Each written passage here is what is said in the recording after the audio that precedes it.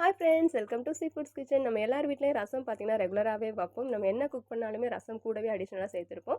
அந்த ரசம் தான் நம்ம செய்ய போகிறோம். கொஞ்சம் போல் நமக்கு தேவையான அளவுக்கு புளி கரைசல் ரெடி பண்ணிப்போம். தேவையான அளவுக்கு உப்பு சேர்த்துக்கலாம். கொஞ்சம் போல் மஞ்சத்தூள் சேர்த்துக்கலாம்.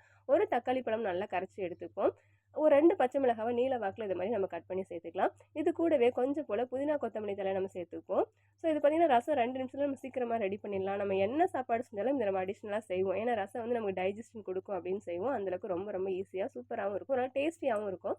ஸோ ஒரு பாத்திரம் வச்சுட்டு ஆயில் சேர்த்துப்போம். கொஞ்சம் போல் கடுகு ஆட் பண்ணிக்கலாம். கடுகு நல்லா பொரிஞ்சதும் பெருங்காய பவுடர் சேர்த்துங்க. உங்கள்கிட்ட கட்டி பெருங்காயம் இருந்தால் கூட சேர்த்துக்கலாம், நல்லா வாசமாக இருக்கும். கண்டிப்பாக பூண்டு தட்டி சேர்த்துங்க. அது கூடவே மிளகும் நான் சீரகமும் தட்டி எடுத்து வச்சுருக்கேன், அதை சேர்த்துக்கிறேன். கொஞ்சம் போல் கருவேப்பிலை ஆட் பண்ணிக்கலாம். ஸோ நம்ம எடுத்து வச்சுக்கூடிய ரசத்தை நம்ம தாளித்து எடுத்துப்போம். அவ்வளோதாங்க. ஒரு பிளேட்டு போட்டு மூடி வச்சுட்டு கரெக்டாக ஒரு 2 நிமிஷம் போதும். 2 நிமிஷத்துக்குள்ள இந்த மாதிரி நுரை வந்திருக்கு இல்லையா, இதிலே இறக்கணும். ரொம்ப கொதிச்சிச்சுன்னா ரசம் நல்லா இருக்காது. ஸோ இப்போவே நம்ம ஆஃப் பண்ணி எடுத்துடலாம். அவ்வளோதான், சூப்பரான ரசம் ரெடி ஆயிடுச்சு.